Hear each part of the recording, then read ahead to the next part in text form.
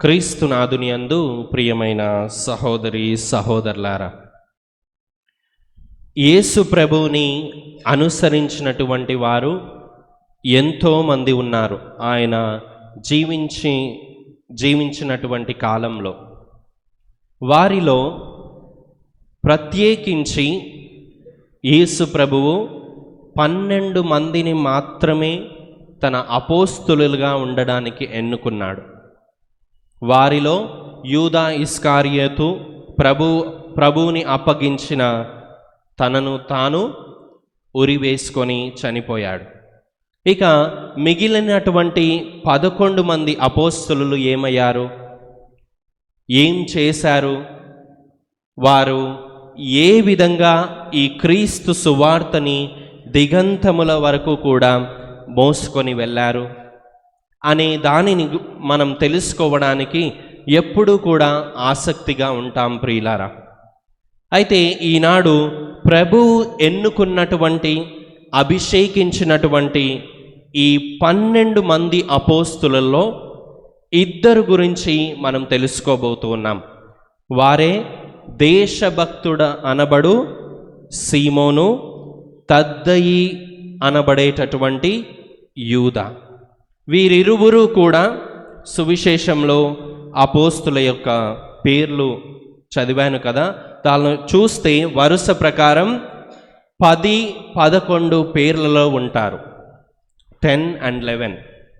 ప్రియమైన సహోదరి సహోదరులారా, క్రైస్తవులంగా మనం అపోస్తుల గురించి కొద్దిగానైనా కానీ తెలుసుకోవాలి.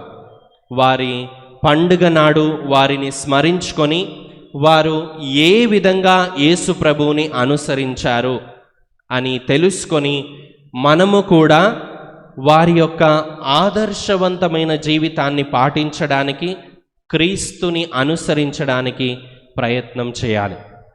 ప్రియమైన దేవుని బిడ్డలారా, అక్టోబర్ 28వ తారీఖున అంటే ఈ రోజున 2 అపోస్తుల యొక్క పండుగని మనం కొనియాడుకుంటున్నాం. వారు ఎవరు అంటే దేశభక్తుడనబడు సీమోను, 2వ వ్యక్తి యూదా తద్దయి. వీరిద్దరూ కూడా అపోస్తులులే. అయితే ఇప్పుడు ప్రశ్న ఏమిటి అంటే, ఎందుకని 2 పండుగను ఒకే రోజు చేసుకుంటున్నాం? ఎందుకని చేసుకుంటున్నాం? దానికి కారణం ఏమిటి అంటే, ఈ 2 అపోస్తులు కూడా ఒకే రోజు క్రీస్తు ప్రభు కొరకై వారి యొక్క ప్రాణాన్ని త్యాగం చేశారు కాబట్టి. మొదటిగా దేశభక్తుడనబడు సీమోను గురించి తెలుసుకుందాం. ఇతనికి ఆ పేరు ఎలా వచ్చింది? ఇతనికి ఆ పేరు ఎలా వచ్చింది అంటే, ఆ రోజుల్లో జెలట్స్ అనేటటువంటి ఒక బృందం ఏర్పడింది ఇజ్రాయిలీలలో.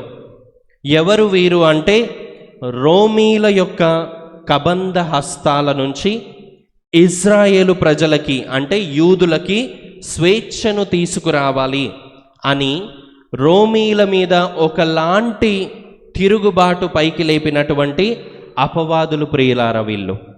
కాబట్టి వీరు అప్పుడప్పుడు రోమీల మీద తిరుగుబాటు చేసి రోమన్ సైనికులని చంపివేస్తూ ఉండేవారు. ఇక రోమీలు ప్రియులారా ఈ వర్గానికి, జెలట్స్ వర్గానికి చెందినటువంటి వారిని సుమారుగా 60,000 మందిని సిలువ వేసి చంపారట. అయితే వీరి యొక్క ప్రధానమైన ఉద్దేశం ఏమిటి అంటే, ఈ రోమీల పాలన నుండి యూదులకి అంటే ఇజ్రాయేలు ప్రజలకి స్వేచ్ఛను తీసుకొని రావాలి. అది అతివాదం ప్రకారం వాళ్ళు వెళ్ళేవారు. ఇక వారిలో ఒకరు ఈ సీమోను. అయితే ఎవరు? దేశభక్తుడనబడు సీమోను. అయితే ఇప్పుడు ప్రశ్న ఏమిటి అంటే, ఆయన ప్రభువుని ఎలా చేరుకున్నారు?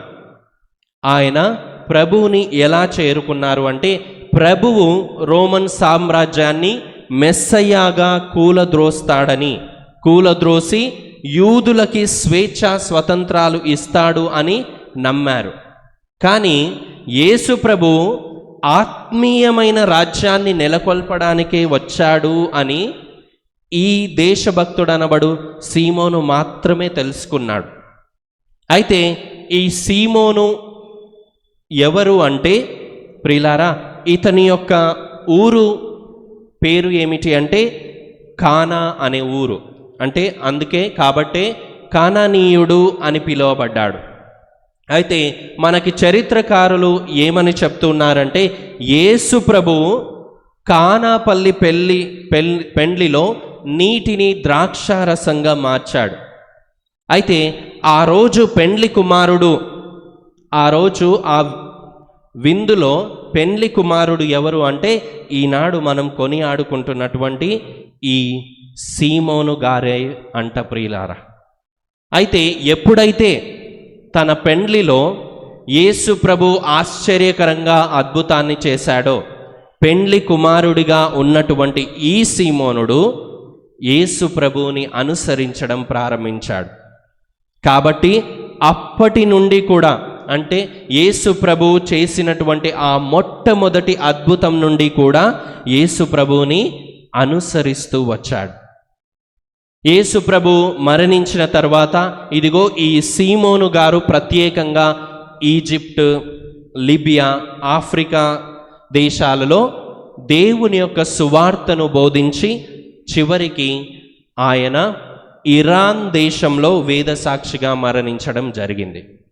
ప్రియమైన సహోదరి సహోదరులారా, ఇక మరొక అపోస్తులు ఎవరు అంటే యూదా తద్దయి. ఆయన గురించి కొద్దిగా తెలుసుకుందాం. ఇంతకీ ఈ యూదా తద్దయి గారు ఎవరు అనే దానికి సమాధానం ఈరోజు మనం చదువుకున్న వాక్యంలో వివరణ దొరుకుతుంది ప్రియులారా.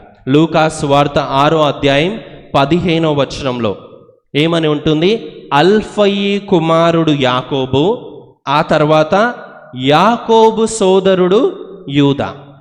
అంటే ఇంతకీ ఈ యూదా గారు ఎవరు అంటే యాకోబుకి సోదరుడు.